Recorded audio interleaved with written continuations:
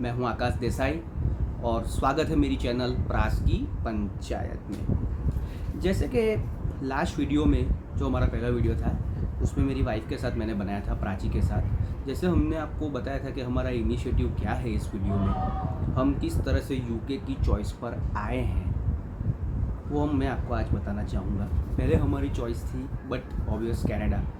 काफ़ी स्टूडेंट्स की popular choice है कनाडा, क्योंकि वहाँ पे पीआर इजीली मिलते हैं, 2 इयर्स या 3 इयर्स में आपको मिल जाते हैं। तो हमारी भी वो चॉइस थी, लेकिन सर्कमस्टेंसेस ऐसे क्रिएट हुए। आप सब जानते होंगे कनाडा में इतना रश है कि वहाँ पे रिजेक्शन का जो रेशियो है वो बढ़ चुका है।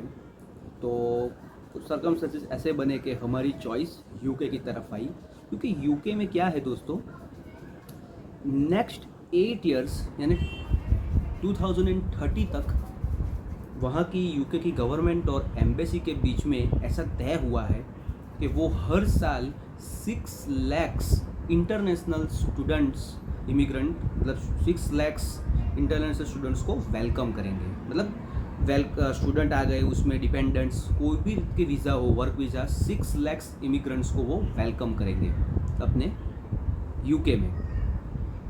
तो हमने ये सब रिसर्च किया, काफ़ी वीडियोस देखे। यूट्यूब आज बहुत ही बड़ा प्लेटफॉर्म है, तो हमने यूट्यूब पर मैंने बहुत सारा रिसर्च किया। हम हमारे सिटी के बहुत सारे नामी एजेंट से भी मिले और हमने एक इन्फॉर्मेशन कलेक्ट की।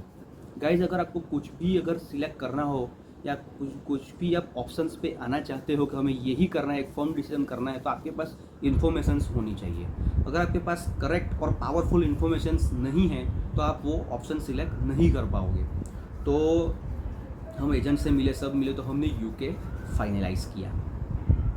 और यूके में आईएलटीएस की रिक्वायरमेंट कनाडा जितनी नहीं है, वो आप गूगल पे फाइंड आउट कर सकते हैं, बहुत ही ईजी है। तो उस वजह से भी यूके अभी रश में है। यूके में इस साल 2022 में इतनी सारी एप्लीकेशंस हुई है। ऑस्ट्रेलिया, यूके के अटके हुए केस वो सब भी कन्वर्ट हुए हैं यूके में। वो सब भी यूके को एक ऑप्शन मान रहे हैं कि यहाँ पे अपॉर्चुनिटीज़ है, क्योंकि यूके में PHW भी ओपन हो चुका है और वो अभी इतना जल्दी ख़त्म होने वाला नहीं है, जिस हिसाब से मैंने रिसर्च किया है। तो आप भी अपनी तरफ से रिसर्च करना। मैं तो ये वीडियो बना ही रहा हूँ आपके लिए इन्फॉर्मेटिव, लेकिन अगर आपको भी कुछ जानना पड़ेगा, इसके लिए आपको एक इंटरेस्ट डेवलप करना पड़ेगा। आप भी यूट्यूब के वीडियोस देखिए, गूगल पे सर्च कीजिए, अपने एजेंट से पक्की इन्फॉर्मेशन लीजिए।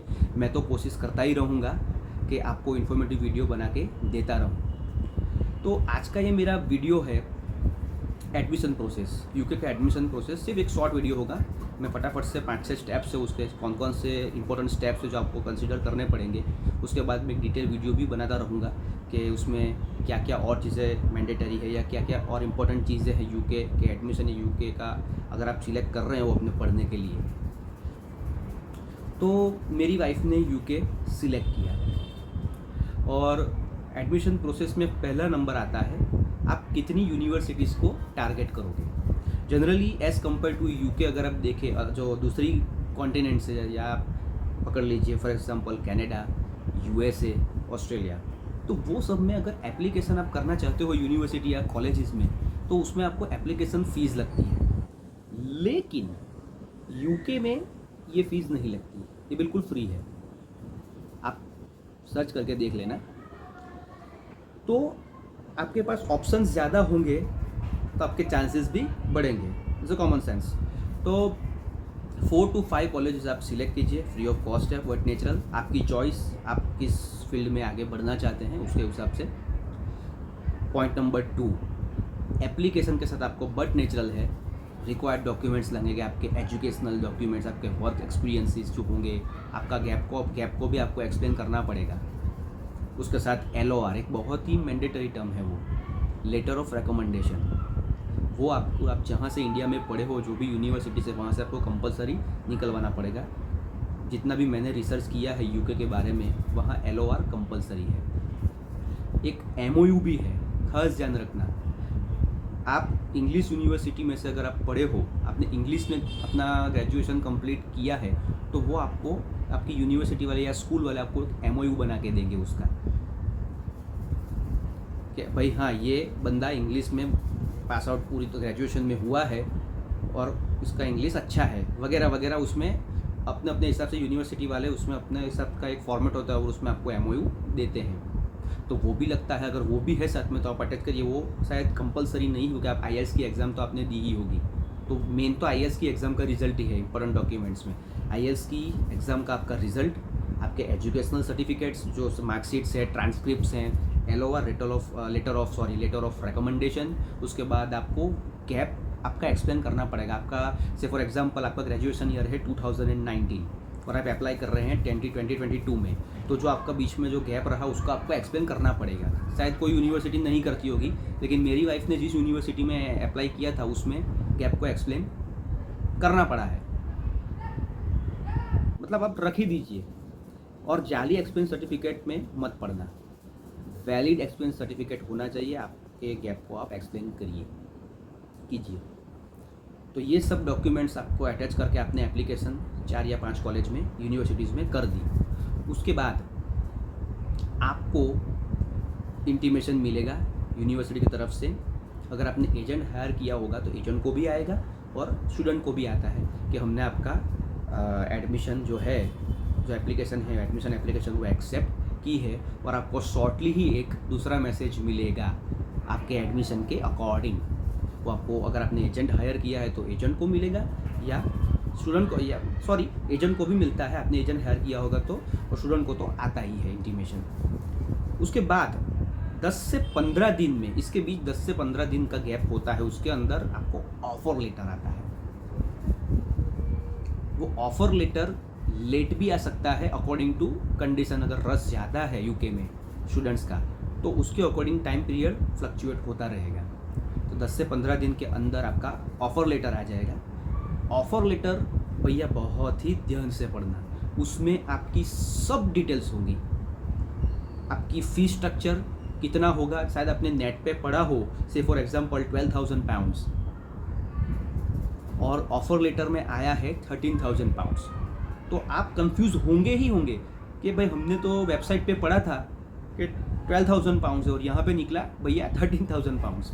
नहीं भरना है हमको, हम थोड़े खड़े हो जाएंगे, ये क्या हो रहा है। तो guys be patient. Offer letter में जो मेंशन की हुई फ़ीस है वो ही फाइनल फ़ीस है। अगर इस पर भी क्वेरी है तो आप कम्युनिकेशन अपने यूनिवर्सिटी से कीजिए कि भाई ऐसा क्यों है, वो आपको बेटर एक्सप्लेन कर ही देंगे।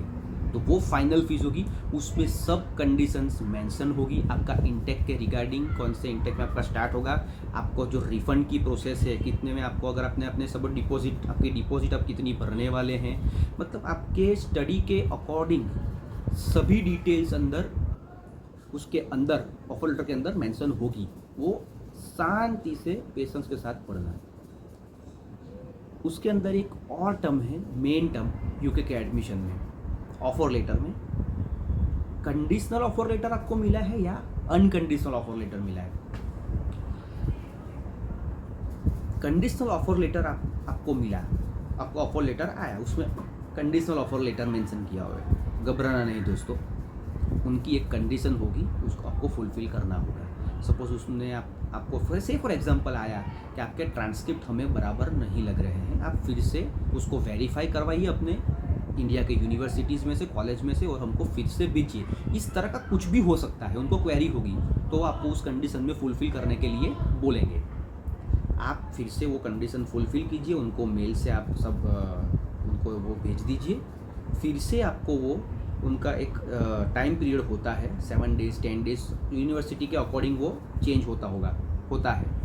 पर से फॉर एग्जाम्पल 7 to 10 डेज़ में वो भी फिर से आपको कन्वर्ट होके आएगा। अगर वो आपने अगर कंडीशन फुलफ़िल उनकी हो गई, आपने जो भेजा है वेरीफाई करके, जो भी उनकी कंडीशन आपने फुलफ़िल कर दी, तो वो फिर से अनकंडीशनल ऑफ़र लेटर आपको भेजेंगे। तो ये पूरा है यूके का एडमिशन का प्रोसेस।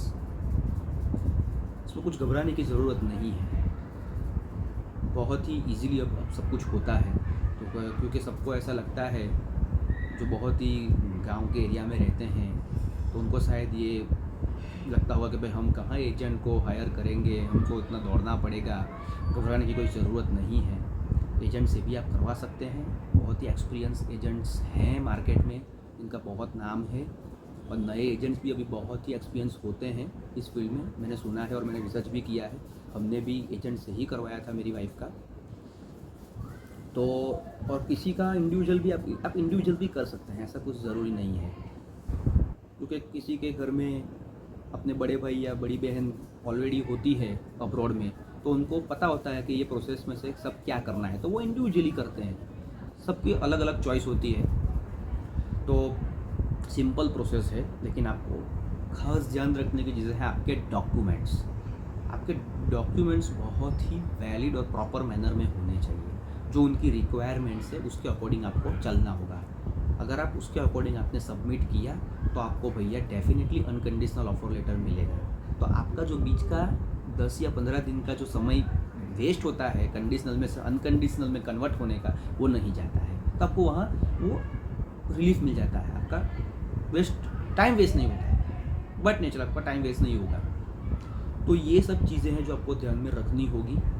अगर मैं और डिटेल में बताने जाऊँगा तो शायद पूरा दिन निकल जाए इस चीज़ के ऊपर। बहुत सारी चीज़ें और भी होंगी, स्टेप बाय स्टेप मैं आपको बताऊंगा एडमिशन्स का कैसे कैसे इनका स्ट्रक्चर है। ये पहला मैंने वीडियो ये बनाया है, फिर भी थोड़ा बढ़ गया है कि एडमिशन्स में ये सब चीज़ें हैं वो आपको ध्यान में रखनी होगी, तो उसके अकॉर्डिंग आप एडमिशन कर पाएंगे यूके में। और आपका जो भी डिसीजन होगा वो फॉर्म रखना, कि वो आगे आपको काम आएगा। मैं आपको अगली वीडियो में ये सब चीज़ें भी बताऊंगा। तो thank you so much guys, आज का वीडियो मैं यही एंड करता हूँ। लाइक, शेयर और सब्सक्राइब करना ना भूलना। और चैनल का नाम है प्रास की Panchayat. Thank you so much guys, bye bye, have a nice day.